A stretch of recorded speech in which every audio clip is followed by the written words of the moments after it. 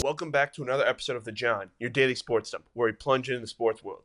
We are a sports pipeline for breaking news, game recaps, and the hottest takes in the sports industry. So by taking care of business, let us flush out the details and fill you in on what's happening. So take a seat, get comfortable, and make sure you have plenty of TP. It's time to explode the commode. I'm your host, John, and today I'm going to be giving you guys my preview for the AFC West. Guys, when you think of the AFC West, you think of the Kansas City Chiefs and the dynasty that they have. So I'm going to start with the Kansas City Chiefs. The Kansas City Chiefs have had an okay offseason. Their big addition or bring back this offseason was Trey Smith. There was a lot of predictions that they were going to lose him in free agency. They got him back with a franchise tag and then extended him after that. But they did lose one of their big guards in Joe Thuney. They traded him to my Chicago Bears. They also re-signed Marquise Brown. He's coming back. They re-signed Nick Bolton. They didn't have any huge additions this offseason because you don't need that many. Like, they signed Jalen Moore, Elijah Mitchell, and Christian Fulton, and those were their big free agency signings. They didn't make any huge signings because they didn't really need to. But they had some big losses that I really want to focus on. They lost Justin Reed, which was their starting safety, DeAndre Hopkins, who kind of had a rebirth of his career with Patrick Mahomes in the end of the year. And then a big one that I think is going under the radar is Mecole Hardman. He was with them for the whole thing, and when he came back, he had that game-winning touchdown against the 49ers. And I think that's going to hurt them. But I also think, guys, we're starting to see – this might be a hot take, but we're starting to see that Patrick Mahomes is human and that he's not incapable of making mistakes. He's not incapable of having a bad season. Last year, he was not a good quarterback. Well, he wasn't. Let me rephrase that. Last year, he was not Patrick Mahomes level quarterback. He was not MVP level Patrick Mahomes. He had a lot of turnovers. He was very inconsistent, and I really didn't trust him, even though he's proven that you can trust him. I couldn't trust him because his turnover issue. He was very inconsistent last year, and I think he has something to prove. And we've seen how Patrick Mahomes plays. I think he's going to come out this year, and I think he's going to play at an MVP level throughout the whole season. I think because of the criticism that he got last year with how rough he played, I think he's going to come back and play better than ever, honestly. And I think he's going to do well because Kelsey's on his last hurrah. We don't know how many years left of Kelsey, but we know that Kelsey's near the end of his career. And I think he's going to try and win one more. And I think he's going to really show this year that he is the Patrick Mahomes that we all remember. And the line, I was looking at some of the betting lines for when I was making this podcast for the Kansas City Chiefs was 10.5 wins. I think it's a little disrespectful. I have them going 12-5. I think they're going to make the playoffs. You know that. You know they're going to probably win the AFC West as well. But this next team, I think, could also compete with them in the AFC West is the Denver Broncos. Bo Nix had a great rookie season. I think if Jaden Daniels wasn't there, a lot of people would be showing Bo Nix a lot more attention.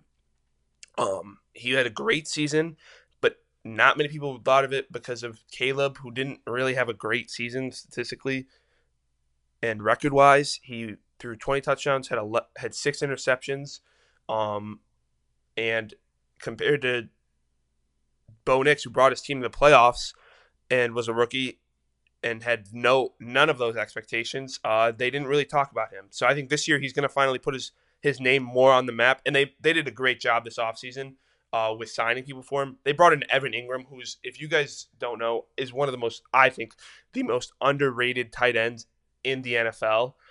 He's a consistently great pass catcher, and he was doing this all while he was on the Giants, and then he went to the Jaguars and just continued to produce, and now Bo Nix has another weapon to go with Cortland Sutton. And tight end is always a comfort spot for a young and developing quarterback. And then on defense, Dre Greenlaw and Talanoa Hufanga are two of the best pickups, I think, in free agency. Dre Greenlaw, when he was playing, was an all-pro sort of linebacker, and Talanoa Hufanga was a Pro Bowl caliber safety. And this defense is going to take a next step and that we already know what this offense is going to be with Sean Payton. It's going to be it's going to be a good offense. It's going to be a consistent offense. They also brought in J.K. Dobbins. They did a lot of great little additions that will add up. They didn't make any like superstar additions, a lot of flashy moves. They didn't make them. You don't think signing a tight end and a linebacker and a safety are big, flashy sort of moves, but they made some very good moves, and I think this team is going to take the next step this year. I have them going at 11-6, but I could easily see them going 13-4 and 12-5. I just think 11-6 right now is a fair thing, but like I said, I think Bo Nix is going to be a big addition. Is going to have a big season this year. And next, guys, is the Chargers.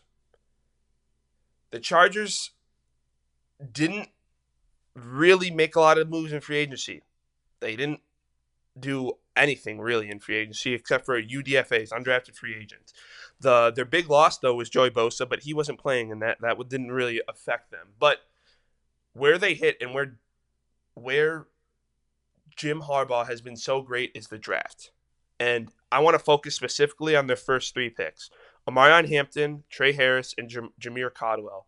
Those first 2 guys are people's names that you need to know. Because going into last season, they drafted this wide receiver from Georgia in, I think, the 2nd or 3rd round. And now he's one of the best receivers in football. And I'm talking about Ladd McConkey. I think Trey Harris could be the exact same thing. Justin Herbert's one of the most underrated quarterbacks. He does not turn the ball over, which makes you an elite quarterback. I don't care if you guys think he doesn't throw for as many touchdowns. What's more important, touchdowns or turnovers? Turnovers win the game.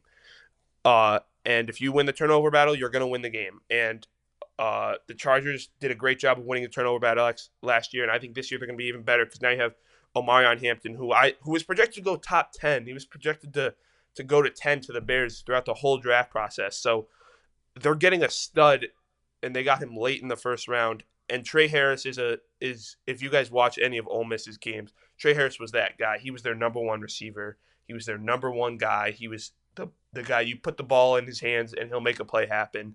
And I really believe in Justin Herbert. We know this defense is going to be legit. I think Jim Harbaugh has finally turned this sad Chargers franchise around, and I think they're up and coming. And I think they could also go 11-6, but I could see them also going 10-7. It's a very much a toss-up. They didn't make a lot of additions, so how are they going to be able to fix the issues that they had last year? That's the only concern with me, because I know Harbaugh is going to bring that energy with them. I know Omarion Hampton's going to be a stud. We know Ladd McConkey is going to be a stud. We know Justin Herbert's going to be a stud. We know this offensive line will be able to hold up for them, but it's the defense. That's my real question with them and concerns. Derwin James is good. Khalil Mack is good, but he's old. They're both starting to age. You guys don't have a legit cornerback 1, I think. And that's the issue. I think if you get a somewhat solid defense this year, they could be a very competitive team. And with Jim Harbaugh, you're going to have good defense. So maybe I hope that translates to them this year. But this year I have them going 11-6 as well. But I could see them going 10-7. I could see them going, there are so many ways that they could go. Next and finally, the Las Vegas Raiders. This team is a completely different team from last year. They got Geno Smith. They got Alex Kappa. They got Jeremy Chin. They got Raheem Mostert. They got Devin White and Jermaine Pat, which I think are 2 of the most underrated signings in the offseason. Devin White was a top 10 pick and was one of the best linebackers for about a year and a half with the Tampa Bay Buccaneers when they were winning Super Bowls. He has that star potential, and I think that's a great signing by the Las Vegas Raiders. And they also brought in Pete Carroll. They drafted Ashton Genty. They have Brock Bowers. They have a great young group. The only thing is, can Geno Smith be a good quarterback? Can he be serviceable? He had a lot of issues last year. And also, I don't trust this Raiders defense. I do not trust them at all, especially now that you released Christian Wilkins, which I'm not saying what they did with releasing him was wrong. I agree with what they did. But now you lose a great defensive tackle, and you only really have Max Crosby now. You got to try and build something, and I like the Devin White. Now you have 2 solid linebackers with him. You have Eric Stokes, too, that they signed. Jeremy Chin is a great safety as well.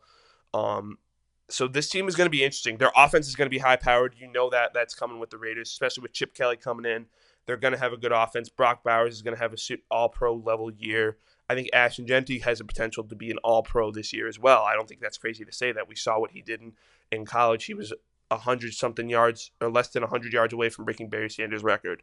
I think he can be an all-pro this year. I think Geno Smith, if he plays well, could be a legit Pro Bowl guy. But a lot of that comes from, can the defense hold up? Because the offense can only do so much. So I'm very, very interested to see what they do. I like Pete Carroll as a head coach in the NFL. He was very successful in Seattle for a reason. And I think it's going to take time with the Raiders because you need to work on a defense with Pete Carroll, and you're not going to get that all in 1 year. I think this is a few years for the Raiders, but I see them going 9-8. This is one of the best divisions in football, and I feel like it's one of the most underrated divisions in football that needs to get more attention. The quarterbacks in this division are great. They're one of the best quarterbacks in the division. Out of all the NFLs, these 4 quarterbacks are all probably top 15. I would say top 12. But guys, thanks for tuning in to today's episode of The John, your daily sports dump, where I gave my predictions for the AFC West. Make sure to subscribe so you never miss another episode. Don't forget to follow me on Instagram for sports updates and hot takes in real time. And if you're looking for even more sports talk, check out the Sports Syllabus Show, where my partner and I tackle the hottest topics in college sports and beyond. It's a 2-ply discussion, strong, reliable, and always ready to camp the messy takes in college sports and beyond. Join me next time on The John, your daily sports dump, where I'll drop a deuce of freshly gathered sports knowledge. Until then, keep your game face on and stay regular. This is The John. Don't nobody go in the bathroom for about 35, 45 minutes. Somebody open the window.